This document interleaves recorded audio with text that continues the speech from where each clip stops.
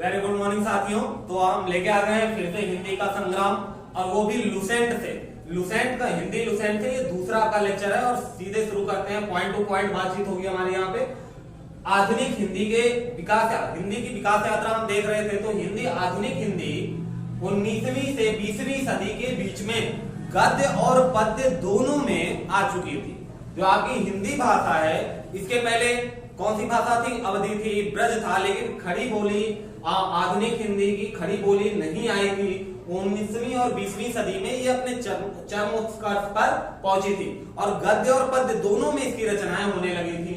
अगर खड़ी बोली की बात करें, खड़ी बोली वो भी भारतेंदु पूर्व युग की, भारतेंदु युग के पहले की। तो सदासुखलाल नियाज, इनकी सुख सागर की रचना है, और इंसा अल्लाह खां, रानी केतकी की कहानी, ये दोनों बोले या फिर चारों बोले, ये चारों कभी न कभी किसी न किसी एग्जाम में पूछे जा चुके हैं। ठीक है, तो आई होप कि आपको ये बातें पता होंगी कि रानी केतकी की कहानी किसने लिखी थी? इंसा अल्लाह खां ने लिखी थी। सुख सागर सदासुखलाल, और प्रेम सागर लल्लूलाल जी ने लिखी थी। सदल मिश्र ने क्या लिखा था भाई? नचिकेतोपाख्यान। नचिकेतोपाख्यान सदल मिश्र ने लिखा था। एक और है प्रेम चिंगारी। प्रेम चिंगारी किसने लिखी थी? इसके पहले लेक्चर में हमने देखा था। और उसके साथ साथ ही जो दूसरे राइटर हैं, अब इनकी सदासुखलाल नियाज की एक ही रचना नहीं है सुख सागर, इसके साथ दूसरी भी रचनाएं हैं। तो रचनाओं का, या ये कह लें कि किस राइटर ने कौन सी रचना की, उसका हम एक अलग से वीडियो बनाएंगे, वो भी ट्रिक के माध्यम से याद करेंगे, ताकि याद करने में ज्यादा परेशानी ना हो। हम यहाँ अभी हिंदी के विकास यात्रा पे निकले हैं। तो खड़ी बोली के, भारतेंदु पूर्व युग के खड़ी बोली के विकास में जो मुख्य 4 राइटरों का योगदान रहा है, वो ये चारों हैं। और इनका अगर फोर्ट विलियम कॉलेज कभी घूमने गए तो वहां देखेंगे, तो उसके बाहर इन चारों राइटरों के नाम अंकित हैं। इन दोनों के फोर्ट विलियम कॉलेज कोलकाता के बाहर। ठीक है, किसके? लल्लूलाल जी के और सदल मिश्र के। इनके रचना आपको याद रखनी है। लल्लूलाल जी का प्रेम सागर, सदल मिश्र का नचिकेतोपाख्यान। अच्छा, इन्हीं के संदर्भ में 2 और राइटर आते हैं, राजा शिव प्रसाद सितारे हिंद और राजा लक्ष्मण सिंह। ये 2 राइटर हिंदी भाषा में, हिंदी के विकास में रीढ़ की हड्डी साबित हुए थे। और इन्होंने किया क्या? राजा शिव प्रसाद जी ने, जिनको टाइटल मिला था सितारे हिंद का, इन्होंने हिंदी भाषा में जो गंवारूपन था, हिंदी भाषा के गंवारूपन को दूर करने का भरसक प्रयास किया। और राजा लक्ष्मण सिंह ने क्या किया?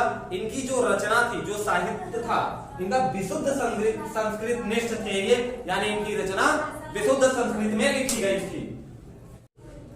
अगर इसी संदर्भ में हम बात करें भारतेंदु युग की, तो जैसा कि नाम से विदित हो रहा है कि भारतेंदु जी की योगदान इतनी अच्छी रही साहित्य में कि उन्हीं के नाम पर भारतेंदु युग रख दिया गया। अच्छा, भारतेंदु युग का काल क्या क्या रहा है भाई? तो 1850 से लेके 1900 तक भारतेंदु युग का काल रहा है।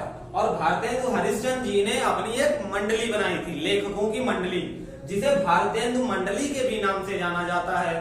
और भारतेंदु हरिश्चंद्र जी को ही आधुनिक भारत का, आधुनिक हिंदी का जनक बोला जाता है, या ये कह लीजिए खड़ी बोली का जनक, या आधुनिक हिंदी का जनक किसको बोला जाता है? भारतेंदु हरिश्चंद्र जी को। अब हम बात करते हैं जरा द्विवेदी युग की। तो द्विवेदी युग महावीर प्रसाद द्विवेदी के नाम पे रखा गया, और इनका जो समय था वो 1900 से लेके 1918 और 20 तक, 1918 से 20 तक था। अच्छा, इन्होंने क्या किया? तो महावीर प्रसाद द्विवेदी जी ने 1903 में सरस्वती नामक पत्रिका निकाली थी। सरस्वती नामक पत्रिका की जो संस्थापक हैं, या ये कह लें कि हिंदी भाषा के प्रोग्रेस के लिए, उन्नति के लिए सरस्वती पत्रिका का संपादन किया गया। किस सन में? 1903 में। किसके द्वारा? महावीर प्रसाद द्विवेदी के द्वारा। ठीक है, और महावीर प्रसाद द्विवेदी के ही कुछ समकालीन कवि हैं या लेखक हैं, यानी द्विवेदी युग के और भी लेखक हैं, जैसे श्याम सुंदर दास जी, पद्म सिंह शर्मा, माधव प्रसाद मिश्र, पूर्ण सिंह जी, चंद्रधर शर्मा गुलेरी आदि। इन्होंने क्या किया? ये सब हिंदी भाषा के उन्नति के लिए रीढ़ की हड्डी साबित हुए हैं। क्लियर है बात? अब हम बात करेंगे छायावादी युग की। तो छायावादी युग की बात करें अगर, तो छायावादी युग 1918 से लेके 1936 तक माना जाता है। छायावादी युग के 4 स्तंभ रहे हैं, ठीक है, कितने? 4 स्तंभ रहे हैं, जिनको हम प्रसाद पंत निराला वर्मा के नाम से जानते हैं। जयशंकर प्रसाद, सुमित्रा नंदन पंत जी, सूर्यकांत त्रिपाठी निराला और वर्मा, महादेवी वर्मा, ये 4 मुख्य छायावादी के कवि रहे हैं। और वर्मा एक और हैं, कौन से वर्मा? राजकुमार वर्मा। ये जो 5 कवि हैं, 5 लेखक हुए, उन्होंने छायावादी युग में 4 चांद लगा दिए। कहां पे? हिंदी भाषा के विकास में। अच्छा, हिंदी भाषा की छायावादी युग में हिंदी भाषा की विशेषता क्या थी? अगर ये देखें तो अभिव्यंजना की विविधता, बिंबों की लाक्षणिकता और रसात्मक लालित्य छायावादी युग की भाषा की अन्यतम विशेषताएं थी। क्लियर है बात? तो आपको मेन 4 ये बातें याद रखनी है, इनके नाम और इनकी जो रचनाएं वो तो आगे हम देखेंगे।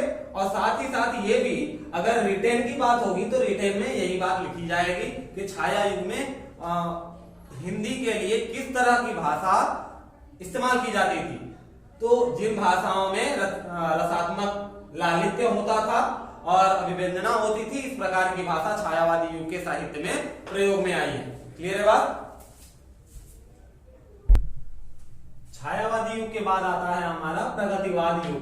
प्रगतिवाद युग का टाइम पीरियड क्या क्या रहा है? 1936 से लेकर 1946 तक 10 साल रहा है प्रगतिवादी युग का। और प्रयोगवादी युग की बात की जाए तो 1943 से अब तक चला रहा है। अच्छा, ये 46-43 में कंफ्यूज मत होइएगा, कोई चीज तुरंत नहीं बदल जाती, बदलने में थोड़ा सा समय लगता है, वही ये समय है, ठीक है। अगर हम प्रयोगवाद युग या प्रतिवाद युग की बात करें, प्रयोगवाद युग में और प्रगतिवाद युग में गद्य के लेखकों में सबसे महत्वपूर्ण भूमिका मुंशी प्रेमचंद्र, जयशंकर प्रसाद और आचार्य रामचंद्र शुक्ल ने निभाई थी। शुक्ल जी के ऊपर भी है शुक्ल युग में शुक्ल प्रगतिवाद युग और शुक्ल प्रयोगवाद युग मुंशी प्रेमचंद्र जी के ऊपर भी और शंकर प्रसाद जी के ऊपर भी बनी हुई है।